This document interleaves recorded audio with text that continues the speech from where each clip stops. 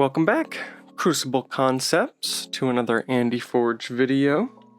There's a lot going on the scene, but mostly revolving around the Grim Reminders game found. It has finally come to an end. We reached the pin stretch goal as our last stretch goal. So, very interesting. I will put on the screen now that is the stretch goal that I backed. So check it out. There's going to be a lot of videos coming out around that time. I don't know about the consistency of them. It'll probably be more than usual, but you'll see a collector's box, which I did as an add-on. You'll see a merch video just generally showing off the stuff that I got, as well as maybe the spoilers, spoiler cards for Amber Skies, the next set after Grim Reminders. And then, of course, there'll be a custom deck video, maybe an Awakening deck video, and then we'll dive into a new display. I'm not sure exactly when we're getting these. We've still got, after today, 5 more decks, which theoretically is about 10 weeks of stuff. I don't assume we would get Grim Reminders in the next 10 weeks, because that's, what is that? That's maybe 3 months. But if we do, or if it starts shipping, I will crank this up, we'll get this finished so I can get into that new content for you guys. But let's look at this deck here today. Oh no, of course it's gonna want to fight me. There we go. All right, we'll start from the right this time, or from the bottom, why not? Ooh, Red Archon for Fordamine, the Prince Lackey. Very cool. We've got the houses Brobnar, Star Alliance, and Equidon with, ooh, Prospector token. Okay, Prospector is really good. Happy to see it. This Archon looks interesting. I've always loved the red Archons and just the kind of the way that it can pull a lot of stuff together. I think it definitely works, especially because we have Equidon and Brobnar, and they're sort of red themed. And Star Alliance has got the red strip. Very red deck today. Okay, well, give me one moment. I will be right back with the card reveal. Okay, we're here now with the card reveal. Get a closer look at that Archon for you. Looks good. Looks kind of like a mobile prison or something. There's our levels to the jails, and it's got legs. Very cool. I love looking at the Archons. Okay, set our deck list aside there. Here is our token, the star of the show here, going to serve us very well, I believe. The Prospector, 1-power human creature that says destroyed, draw a card. Crazy good efficiency. Let's see what that efficiency can bring us, starting with Star Alliance. So we've got Specialist Guthrak, 3-power creature with Skirmish, and after fight/reap, capture 1 amber for each house represented among Specialist Guthrak and its neighbors. So always capture 1. Ooh, Scout Chief Courgier, very nice. 2-power creature with play, make a token creature, and after fight/reap, make a token creature. It says Teleporter online, failure check, acceptable. Okay. Recorded History, very good efficiency card here. It's an action with an Amber Pip. It says play, reveal up to 3 cards of different houses from your hand. Archive each card revealed this way. Then we've got Pyro, 3-power creature with splash attack 3, and it says Pyro may be played as an upgrade instead of a creature, with the text, this creature gains splash attack 3. Very good. Ooh, Future Booster, some more efficiency. We're really going to be playing our best cards in this deck, it seems. It's got an Amber Pip on it, it's an artifact, and it says Omni, look at the top card of your deck. You may put it on the bottom of your deck. You can save something good for later, or move something you don't want right now. Xeno Training, an action with an Amber Pip. Play, for each house represented among friendly creatures, a friendly creature captures 1. Some more Amber Control. Nurse Soto, a 3-power creature with deploy, and play after fight/reap. Heal 3 damage from each of Nurse Soto's neighbors. Not bad. It'll probably be really good in the next set with all those giant Brobnar creatures. We've got the action Gruntwork here. It's got an Amber Pip and it was enhanced with a damage. It says play, look at the top 3 cards of your deck, put them back in any order, and then make a token creature. Very, very good. Oh, a Legacy Helmsman Spears. Oh, this is awesome. Okay, so Helmsman Spears is from Worlds Collide. She says, after fight, after reap, discard any number of cards from your hand, draw a card for each card discarded this way. Wow, super weirdly efficient deck. We've gotten the very like pick and choose what you use, what you tokenize, what you put in your archives kind of Star Alliance here. We're only missing Ganymede Outpost. Camaraderie for some more draw if we can make it happen. We have some token making in Star Alliance with Scout Chief Corgier and Gruntwork, so we could make this happen more efficiently. It's an action with an Amber Pip. Play, exhaust a friendly Star Alliance creature. If you do, draw 2 cards for each of its non-Star Alliance neighbors. Can be really good. 2 of those. Very nice. Ooh, and then General Order 24. At the start of each player's turn, they must choose a house they control and destroy each creature of the chosen creature's house. If that player has no creatures in play, destroy General Order 24. I, generally speaking, am not a huge fan of this card. The way it bounces back and forth, it gives your opponent about the same amount of control over it as you do. So you can find yourself in weird positions, but because you're the one playing it, you can typically time it a little bit better.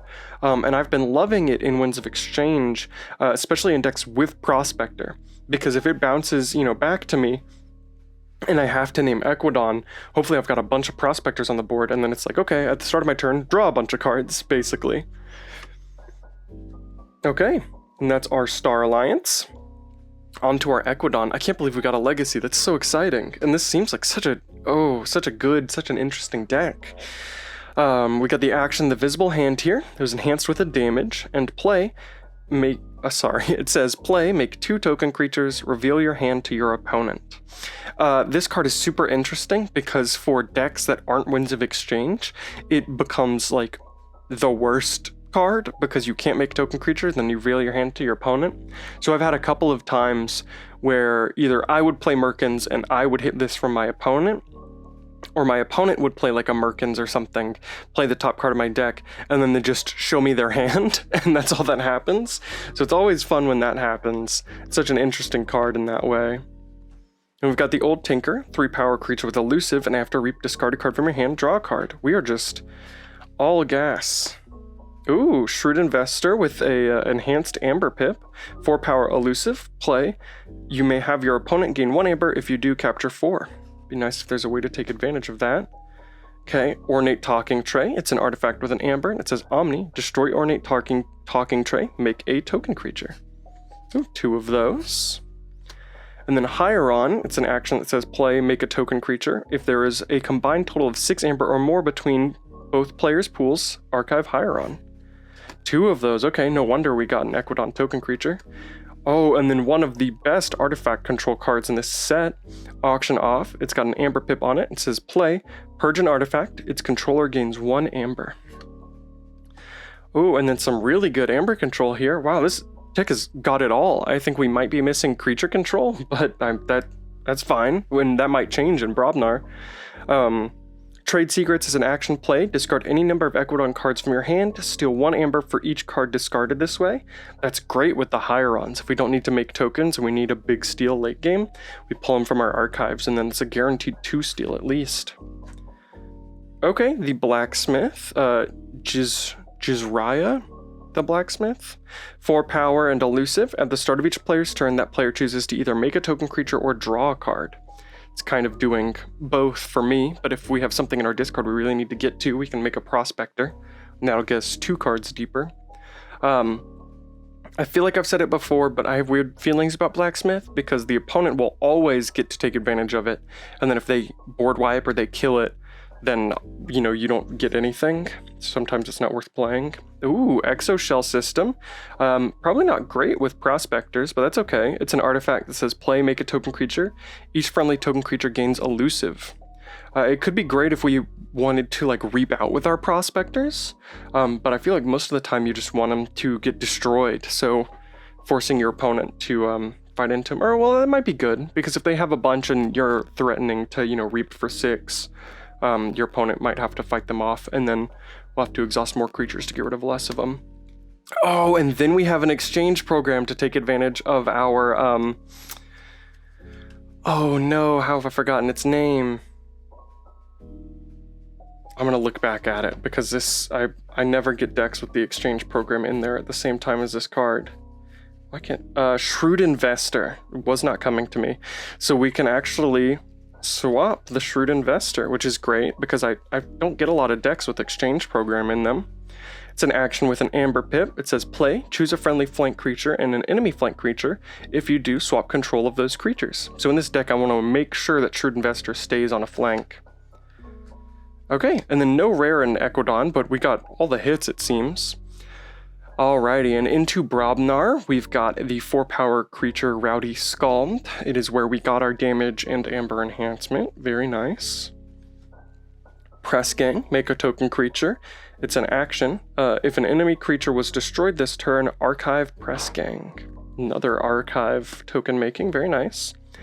Health, 3-power with Skirmish. After fight, your opponent loses 1 Amber. Some decent Amber and creature control.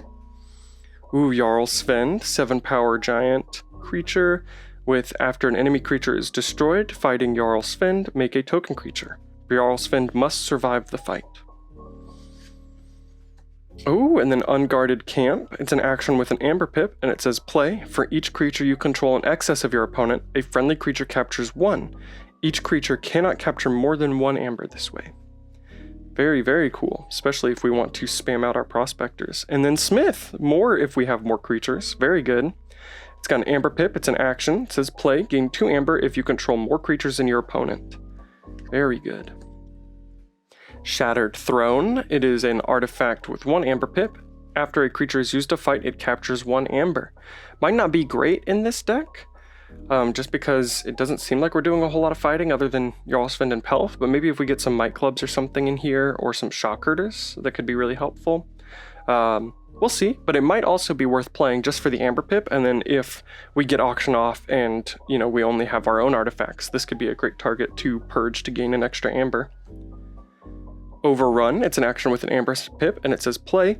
If 3 or more enemy creatures have been destroyed this turn, your opponent loses 2 Amber. Very good. We want some splash attack creatures for that. Oh, Flamethrower is a good artifact. Okay, so it's an artifact that says action, deal 1 damage to a creature with 1 splash. Great way to either kill off our own prospectors to draw more, or if our opponent has low health creatures, we can use that to trigger Overrun or some of the other cards. Oh, nice. Okay. So Broken Axe Outpost, it's got an Amber Pip on it, and it says action, put a friendly creature on the bottom of its owner's deck. If you do, deal 6 damage to an enemy creature. It would keep the playing field even, because I would hopefully be killing an enemy creature and then putting one of mine away, but I think there's a lot more efficiency since we control it. And then Iron Obelisk, your opponent's keys cost +1 Amber for each friendly damaged Brobnar creature. So we might be flamethrowing our own Brobnar creatures. And then Barehanded, it's got an Amber Pip on it. It says play, put each artifact on top of its owner's deck. Okay, we've got a lot of artifacts, so we got to be careful when we use that. But that's another good artifact control in combination with Auction Off. If we can get that card to go off early after our opponent has played something important, and maybe force them to tokenize something, that'd be really good. Like if they have Kamalani on the board, we kill Kamalani after putting 2 of their artifacts on top of their deck. That'd be really cool. Okay, this deck seems awesome.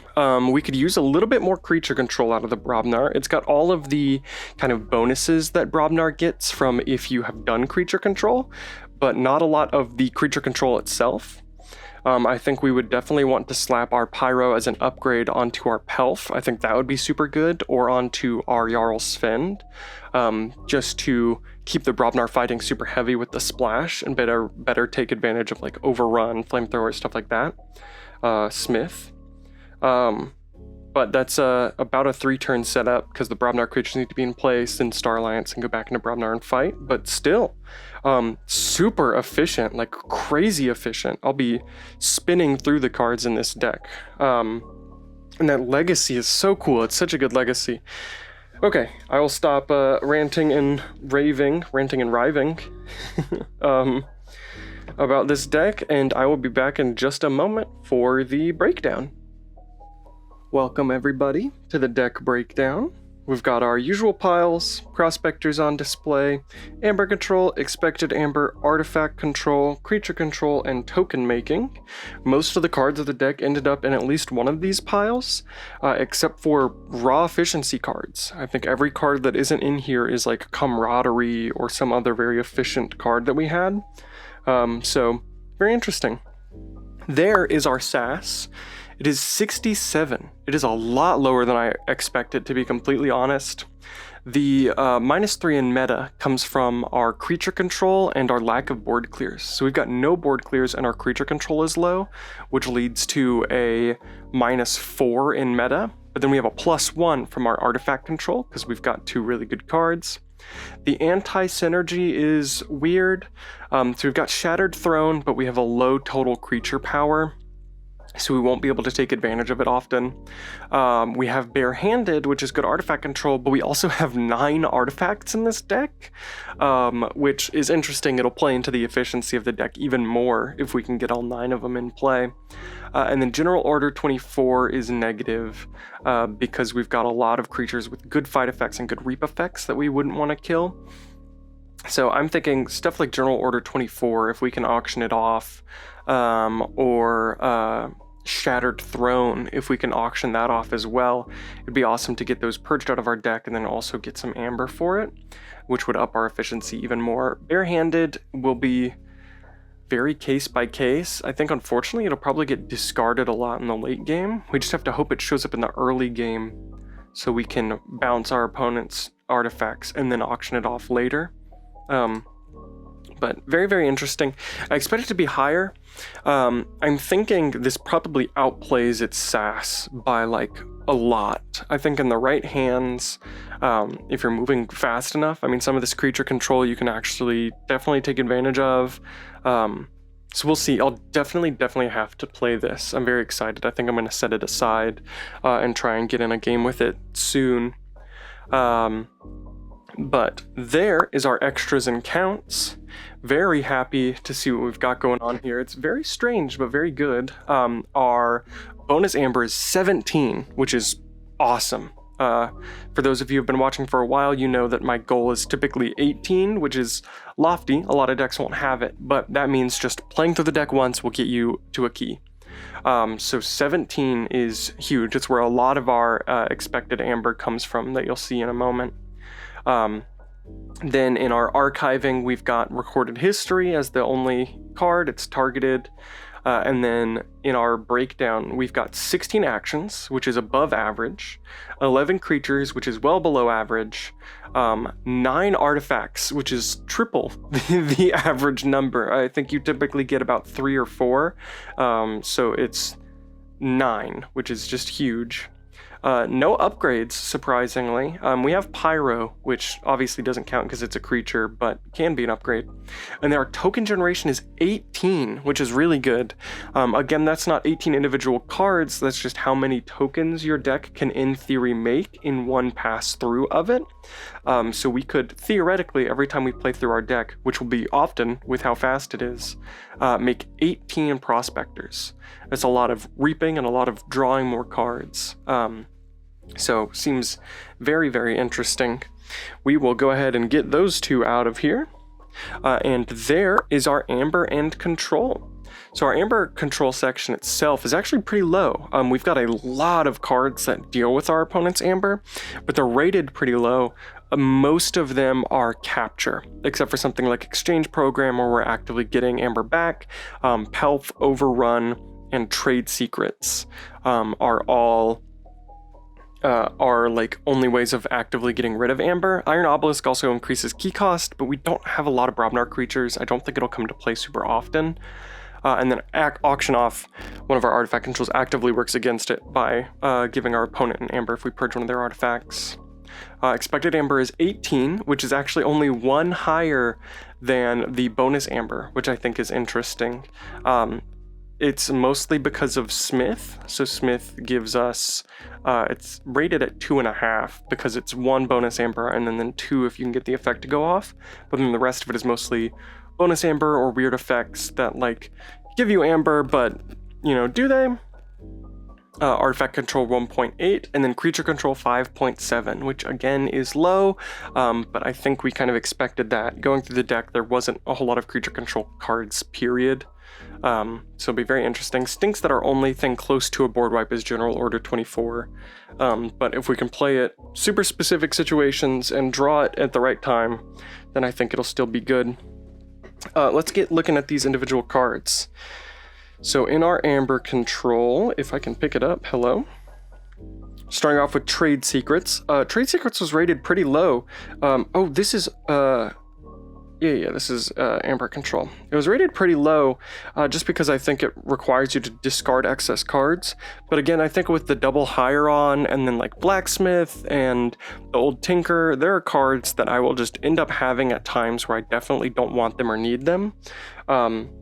An inopportune exchange program, you know, visible hand when we don't want more prospectors. So I think this will go off way more than it's proposed. Specialist Guthrak for more capture. Specialist Guthrak isn't bad. I kind of wasn't super interested when I first saw the card, but the more I've played with it, if you can actually get fights off, it's pretty good. A great way to deal with the board with the skirmish, but then also you're always at least capturing one, but you can capture up to 3. Which is pretty huge. We've got Overrun here, which might be hard to pull off with our low creature control. But again, if I can get Pyro on a Brobnar creature, or if I can get a really good Flamethrower or something, we can still definitely make it happen. Iron Obelisk increasing the key cost. Health making them lose 1. Xeno Training for more capture. Shattered Throne. Shrewd Investor. And then Exchange Program, of course.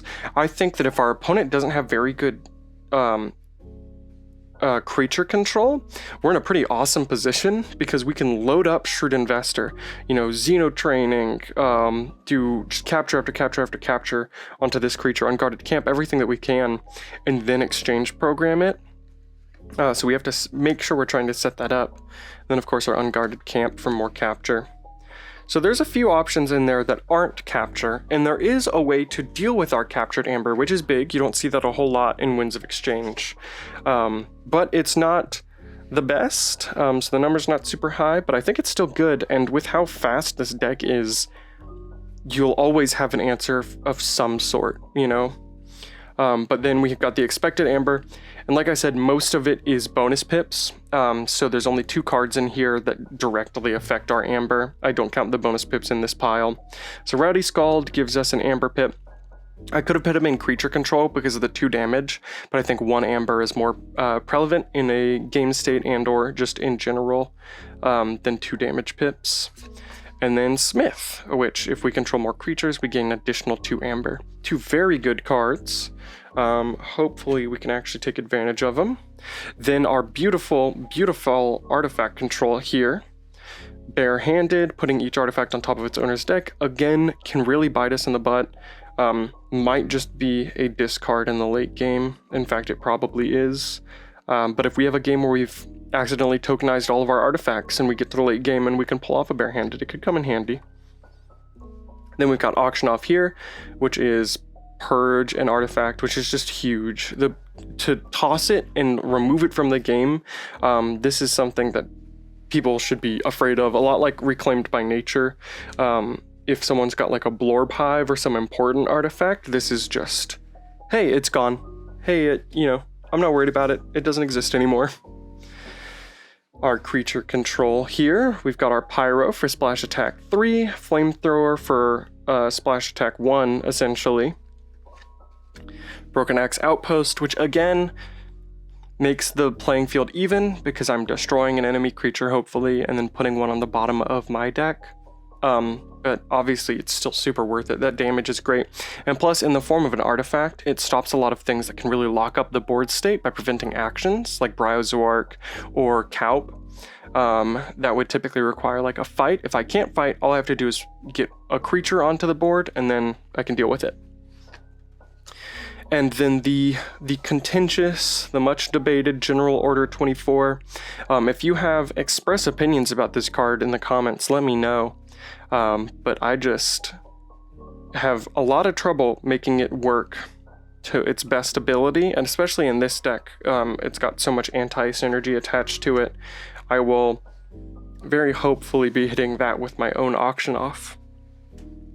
And then we've got a pretty hefty token making pile here with Grunt Work and Scout Chief Courtier, some repeatable, and then some very actively chosen token creating. I love Grunt Work. Very Star Alliance themed. Jarl's Find for fighting to make a token. If we destroy a creature, which hopefully we're doing every Brobnar turn because that just seems like what it wants to do. We can archive it, Exo Shell, creating a token, and then protecting them. 2 Ornate Talking Trays, a Blacksmith, Visible Hand, and 2 Hierons. It's, how many cards is that? That's 1, 2, 3, 4, 5, 6, 7. Over half of our Equidon cards are just token makers, which with Prospector, again, I mean, if we can reap out with our Prospectors or they just end up dying to draw us cards, super, super good. Clear that off, and then we'll look at our last section here. Again, I'm really impressed with this deck. Its SAS is really low, but I think if you pilot it appropriately, it can do some damage in some local Archon Knights. But here is our speed and board. So speed, obviously, through the roof, 23. So that's recorded histories bringing some, camaraderie's bringing some, future booster, blacksmiths, old tinker, grunt work, helmsman spears, the legacy that we got, it's just so cool. And then of course our prospectors are bringing a bunch to the table. Our board is incredibly low. Our biggest creature was Jarl's Find at the 7 power bonus, but then we have things like Exchange Program, Broken Axe, and General Order 24 directly taking from our power. We have recursion basically only in the form of Broken Axe Outpost, putting something on the bottom of the deck. Then we've got Creature Protection from Exoshell System for our tokens. Our disruption is negative, which is interesting. We have positive disruption from Auction Off and Barehanded, but the Blacksmith is negative 1.5, so it actually puts us down just because of how much efficiency we can give our opponent with it. And then in other board state effectors, we have Exchange Program kind of swapping our creatures. So very, very interesting. Let me know what you guys think. I think out of all of the decks that I've opened from this display, this one has proven to be the most interesting, even though it's probably not the highest SAS. I can't remember what our highest SAS has been so far, but I highly doubt we're breaking that at 67 here. But super interesting. I can't wait to play with it soon, hopefully see how speedy it is and what it can actually achieve. I hope you guys are having a great rest of your day. We've got 5 decks left in our Winds of Exchange, and then we'll be breaking into some Grim Reminders when that comes out. I've still got a bunch of projects working in the background. Last Saturday, actually, a few days ago, I had a new short come out, so if you haven't seen that, go check it out. And of course, if you've made it this far, you've obviously loved the video. Like, subscribe, keep up with it. KeyForge is alive and well, and I would like to bolster it further and further into the future. I hope you guys have a great rest of your day, and remember, the most important part of KeyForge is the person sitting across from the table. Have a great rest of your day.